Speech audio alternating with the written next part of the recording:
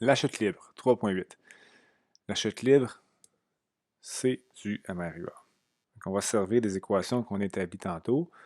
La caractéristique de la chute libre, c'est que l'accélération est égale à moins 9,8 mètres par seconde. Okay? Donc, en chute libre, au lieu de prendre l'axe des X, on va tout simplement prendre l'axe des Y comme l'axe du mouvement. Donc, si je prends une balle, un objet, à une certaine hauteur du sol, là, donc peu importe où la balle se trouve, ce qui est clair, c'est qu'en tout temps, l'accélération va être égale à moins 9,8 j mètres par seconde carré. Donc, vu qu'on est dans un mouvement rectiligne, comme je disais au début du chapitre, le J, on peut en faire abstraction. Tout ce qu'il faut faire, on sait que le mouvement est en Y, il faut juste préciser que A est toujours négatif. Okay? Donc, la balle ne sera jamais attirée vers le ciel, elle va être attirée vers le bas. Quelquefois, au lieu de l'exprimer comme moins 9,8 mètres par seconde carré, on va dire A est égal à moins G. Donc, il faut juste comprendre que G, en fait, c'est la constante de gravitation à la surface du sol. Donc G, par définition, c'est 9,8 mètres par seconde carré. C'est positif. G, c'est une valeur positive. L'accélération dans une chute libre est égale à moins G. Okay? Donc, moins 9,8 mètres par seconde carré. Pour nos formules de cinématique, tout est valide. La seule chose, on remplace A par moins G. Ok, un mouvement de chute libre, ça ressemble à ça. Remarquez que j'ai mis X, mais qu'on change X pour Y, là, c'est un mouvement rectiligne, ça ne change absolument rien. Donc, si je suis plus haut ou plus bas dans l'espace, je peux positionner mon objet avant de le lancer. Je peux le lancer vers le haut, vers le bas. La seule chose ici, c'est que si c'est une chute libre, l'accélération est toujours égale à moins 9,8. Pour une meilleure démonstration, je vais juste ralentir, mettre un petit peu moins d'accélération. Elle est toujours négative, là, mais juste pour ralentir le mouvement. Donc, je lance toujours l'objet vers le haut.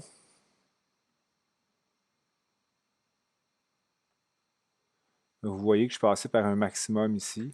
La vitesse a diminué, est devenue nulle, puis maintenant la vitesse est négative. Puis l'objet, lui, ben, il continue sa trajectoire vers le bas. Si je lance l'objet vers le bas, évidemment, ce serait bien surprenant qu'il monte. Donc, si je le lance vers le bas, il continue vers le bas. Voilà le mouvement du projectile en chute libre. Ici, vous pouvez regarder la relation entre la position, la vitesse et l'accélération. Donc, j'ai lancé l'objet à une position de 5,6 mètres. Puis, en fonction du temps, on a atteint un maximum après un certain temps ici. Là. Non, le maximum est plutôt là, là.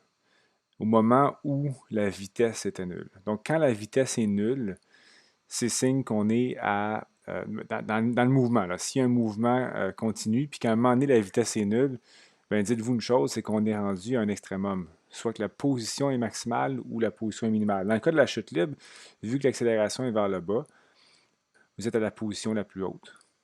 Okay? Fait que si dans une question, on vous demande quelle est la hauteur maximale atteinte, ben juste faire le lien que c'est sûr que la vitesse est nulle à cet endroit-là. Vous remarquez que l'accélération est toujours parce que si j'ai mis moins 3, là, mais ça devrait être moins 9,8 tout le temps. Puis, si, si l'objet avait été lancé à un autre endroit, donc plus haut ou plus bas, l'influence que ça aurait faite sur la vitesse et l'accélération, ça n'aurait rien changé. C'est juste la position qui change. Mais le déplacement aurait été le même. Donc la position initiale change, mais tous les déplacements entre la position finale et initiale seraient les mêmes. C'est sûr que ma vitesse initiale, elle, si j'avais lancé à 10 mètres par seconde vers le haut, si je change la valeur de la vitesse initiale, bien, vous voyez, ça change la courbure de la position en fonction du temps. C'est sûr que si je lance l'objet à une vitesse nulle, par exemple, bien, j'atteindrai jamais un maximum par après. La position va seulement descendre, contrairement à tantôt où j'allais atteindre un maximum, ben, ça n'arrivera pas. Puis si je lance vers le bas, c'est sûr que ça n'arrivera pas. Si je change l'accélération, ça va avoir un effet aussi sur la vitesse. Donc c'est sûr que l'accélération, c'est le degré de changement de vitesse. Donc plus l'accélération est grande, plus la vitesse va changer rapidement. Donc plus la pente de vitesse devrait être grande, que ce soit positif ou négatif.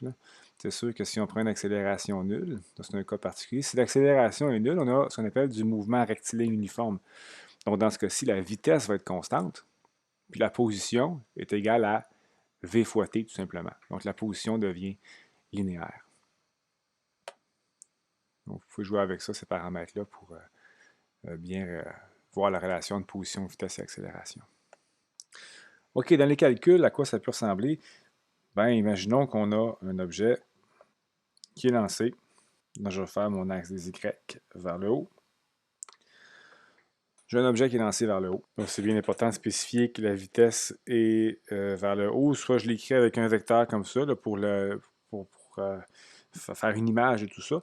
Mais ça veut juste dire que la valeur initiale de la vitesse est positive. On n'oublie pas que l'accélération est vers le bas.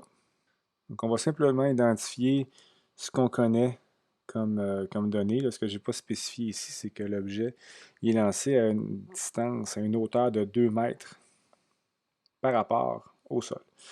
Donc, je connais la position initiale, qui est 2 mètres.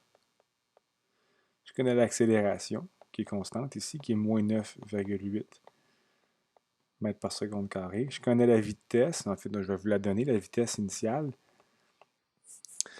Et puis, ben, je vais vous poser quelques petites questions. Donc, la première, c'est quelle est la hauteur maximale atteinte? OK, fait que rappelez-vous, là, si on fait la trajectoire de l'objet, je vais juste décaler un petit peu sur l'axe des X, mais normalement, ça serait vraiment juste en Y. On sait que l'objet va monter, la vitesse va diminuer, on va atteindre un maximum, puis l'objet va descendre. Puis il va percuter le sol à un moment donné. Donc, comme je vous dis, tout ça se déroule sur un axe, l'axe des Y, là, mais je l'ai éclaté un petit peu pour qu'on puisse voir la position maximale ici. Donc, moi, ce qui m'intéresse, c'est la hauteur maximale atteinte. Puis, avec les données qu'on a ici, ben, ce n'est pas suffisant pour déterminer la hauteur maximale. Ce qu'il faut faire vraiment, c'est, par déduction, dire que si j'atteins une hauteur maximale, il faut comprendre que la vitesse finale, quand j'ai atteint la hauteur maximale, est nulle. Okay, de cette façon-là, moi, je sais qu'au départ, je lance l'objet à 5 mètres par seconde. Pour moi, cette position-là va correspondre au temps final. C'est là que je vais avoir la hauteur, la position, en fait. Okay?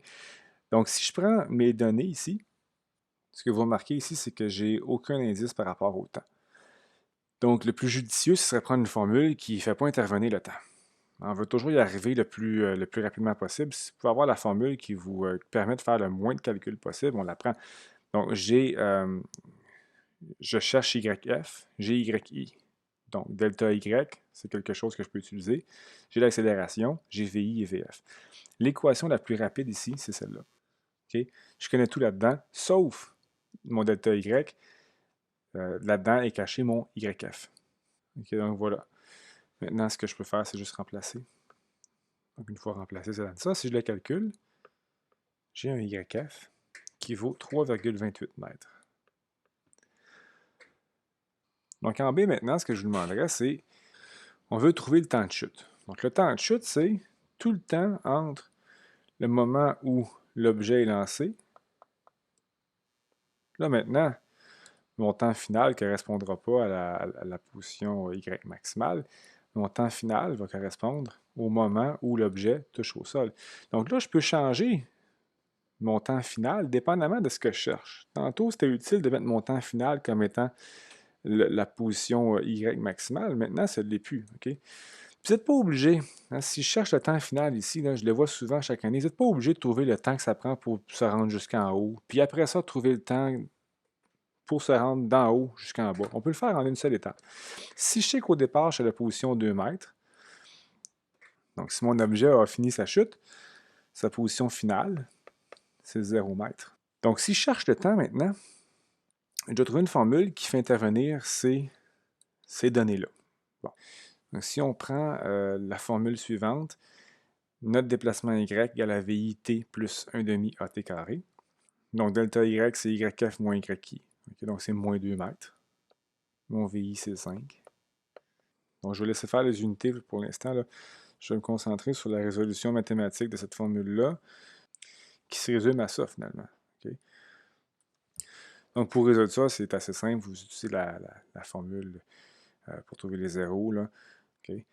Avec le plus et le moins. Donc, j'ai deux temps. Le premier temps, de moins 1,1 seconde, et le deuxième temps, de 2,1 secondes. On devrait plutôt trouver moins 0,31 et 1,32 secondes. Donc, on s'entend qu'ici, on ne prendra pas le temps négatif. On va prendre le temps positif. T'sais, pour ceux qui se demandent pourquoi j'aurais un temps négatif, ben, c'est juste des mathématiques. Hein. Les maths ne savent pas nécessairement les conditions initiales et finales. On rentre les données, on calcule ça. Le temps final correspond au moment où la balle touche le sol ici, puis mon 2,1 secondes. Là. Puis mon moins 1,1 seconde, ce que ça correspond en fait, c'est le moment où, si la balle était lancée du sol, à une vitesse nulle, elle aurait été lancée 1,1 seconde avant le début de mon trajet. Donc, moins 1,1 seconde. C'est ça, en fait, que ça veut dire. Donc, ce n'est pas un temps qui a une signification réelle dans mon problème, parce que la balle a été lancée à une hauteur de 2 mètres. Okay? Donc, ce qui se passe avant, on n'en tient pas compte. Donc, ma réponse, c'est 2,1 secondes.